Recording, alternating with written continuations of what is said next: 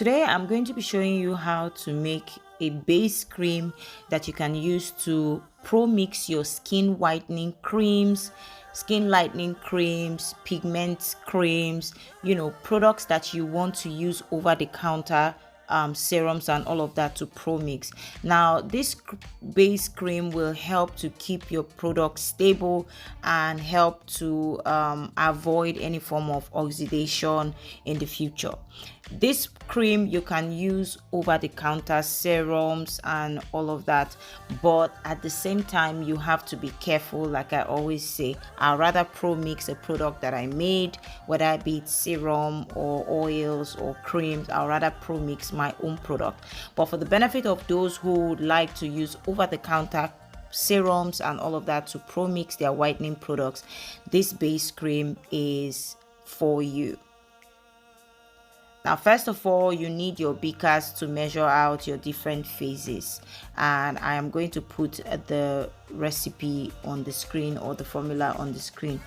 For starters, we will be needing our montanov 202 emulsifier, which is a 100% naturally derived palm-free oil in water emulsifier with a long-lasting moisturizing effect that can help to smoothing and give a beautiful texture to your skin. Montanov 202 has a high compatibility with pigments, and it is a non-ionic surfactant, making it compatible with all types of actives, and that is why I love to use this emulsifier.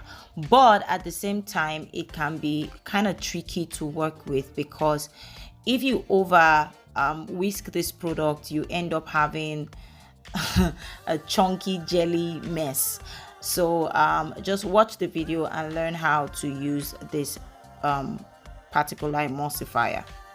We are also going to be using glyceryl monostrate or glyceryl sterate.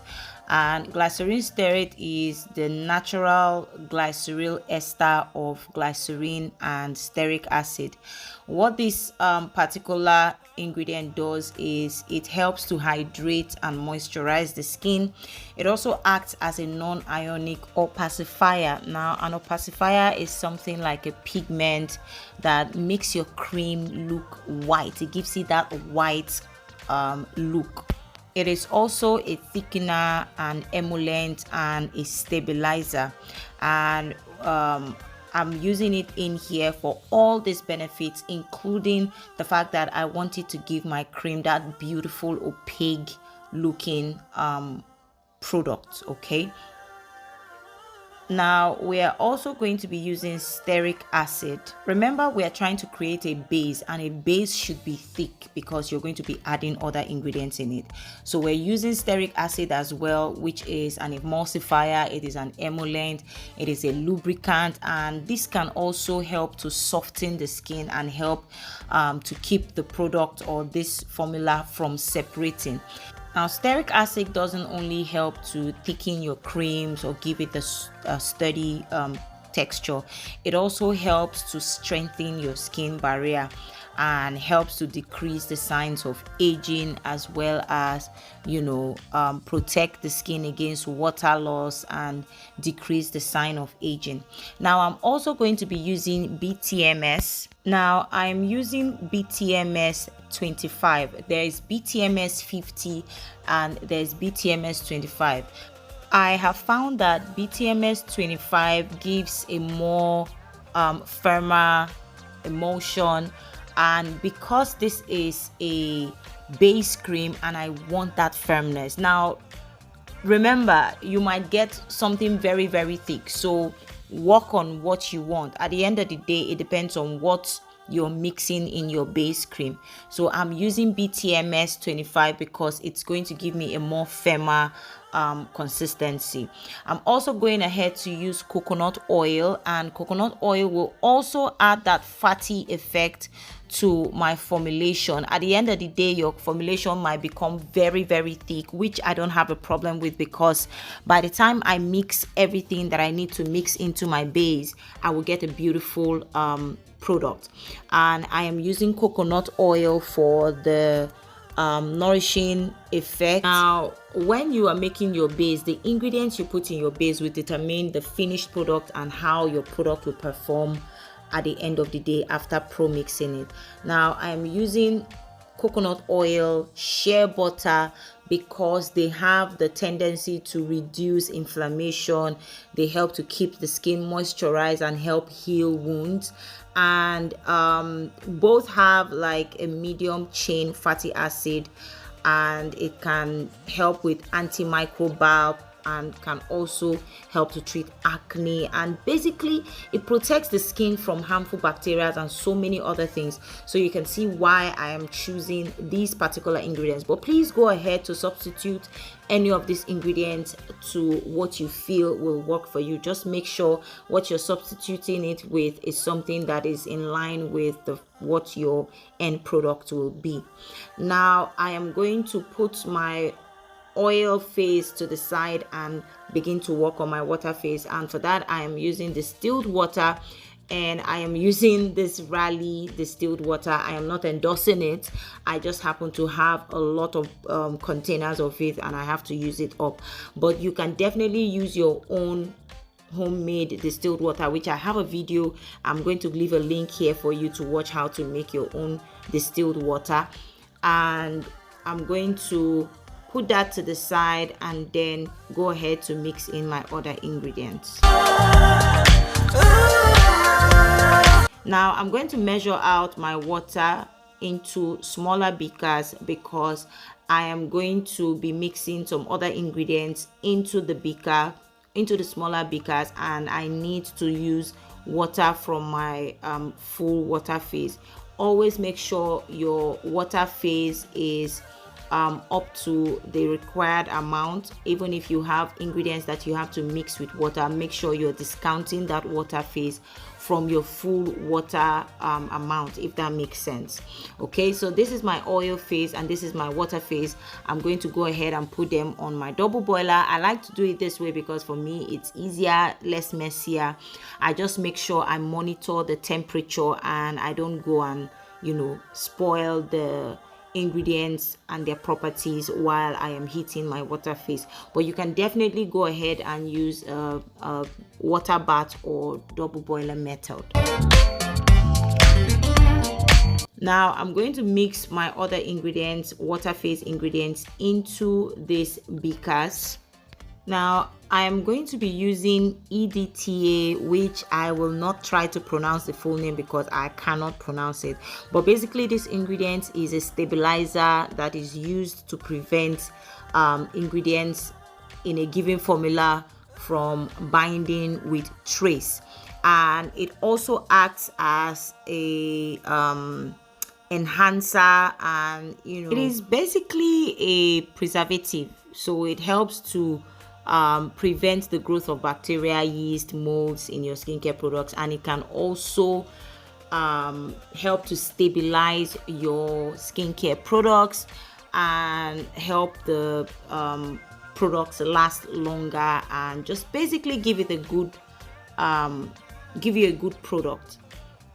And we're also using guar gum, which is going to be also used as a stabilizer for our product and can also add a good feel to the finished product. So go ahead and mix in your guar gum. Now in this case you can use carboma, you can use hyaluronic acid, you can use xanthan gum, but I have guar gum in my studio, so I'm using that.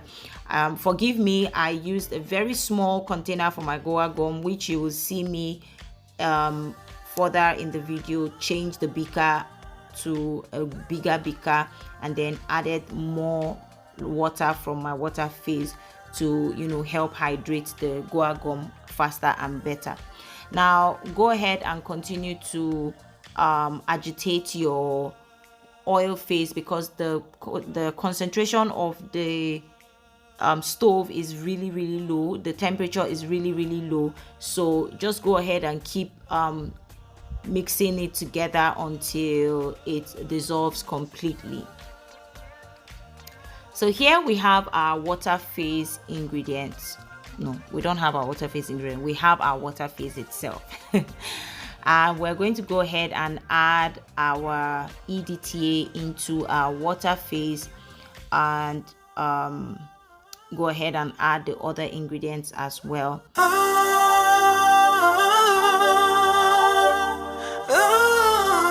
Now here is our, there is our guar gum. Go ahead and mix that into the water phase.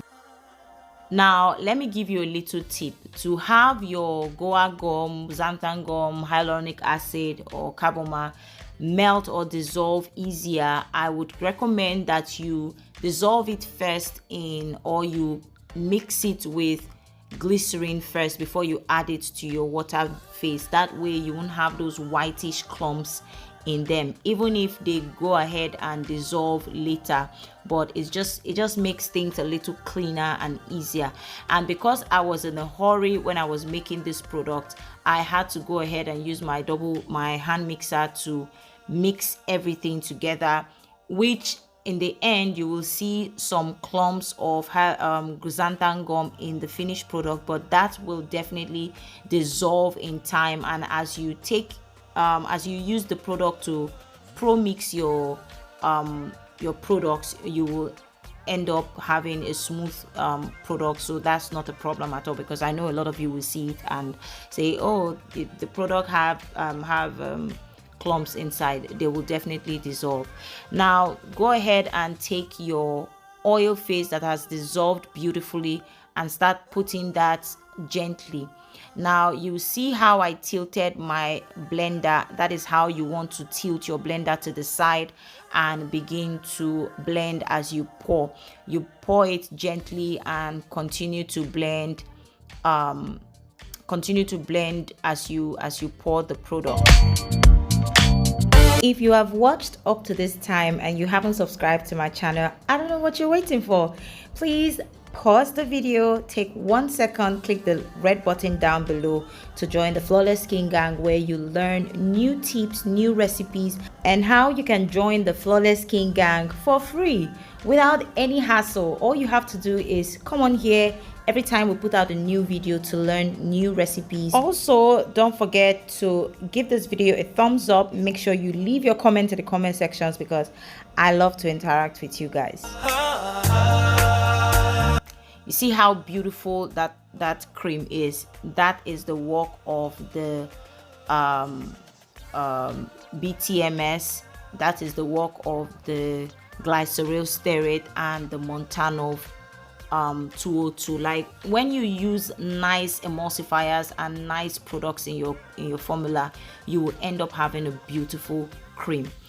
Again, please always make sure you gauge your products and the beakers that you want to use. I always think that I can get away with this.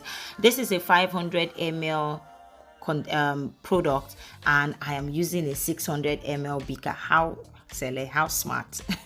So in the future you will see me switch my beakers, and I decided to use a bigger beaker so that I don't continue to mess everywhere up, because I created a very huge mess. And I went ahead to change the beaker pour my product into a bigger beaker, so it's easy for me to maneuver it and walk around. This particular base cream will not only give you a beautiful consistency, but it can fit any kind of cream that you want to make. If you want to make a cream that you're going to put in a cup, this product will work for you. If you want to make a lotion, this product will work for you. All you have to do is add the amount of fluid that you want to use into it, and you have a perfect product. Now you can see that I'm using my spatula to mix everything properly. And here I have gone ahead to pour the product into a larger beaker. As you can see, as the product gets cooler, it gets even stiffer.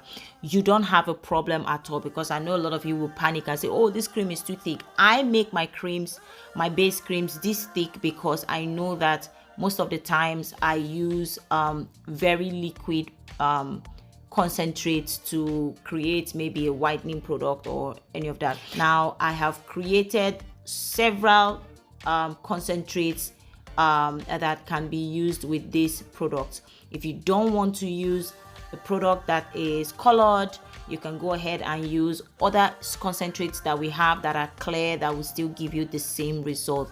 Now this product that I'm showing you here is our porcelain whitenizer.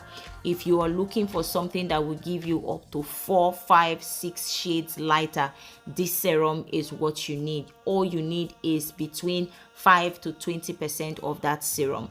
Now go ahead and add your other ingredients like your extracts, your vitamin E, your essential oils, which in this case I don't really like to use essential oils because I know that this is a base cream and some of us might have a signature scent for each of our products. So I like to leave my base creams plain, but I make sure I add good extracts that will give you beautiful results on your skin. Now if you buy our base cream, you can go ahead and just add your concentrates or add your essential oil to create your own scent. Now we have both the plain base and we have our whitening base. Trust me, our whitening base on its own can give you a beautiful clean